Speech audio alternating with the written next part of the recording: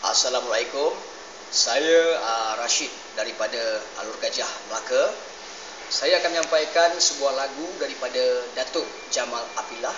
Sebuah lagu yang diberi nama Suratan Kasih.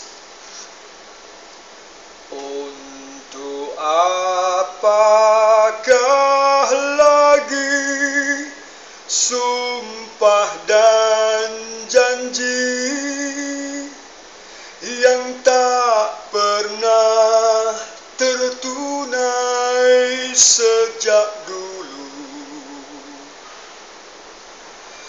Untuk berapa kali lagi berperang dengan perasaan yang membakar keyakinanku.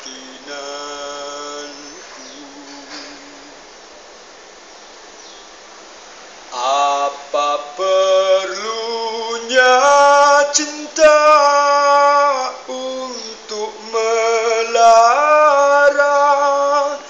Tak pernah kulihat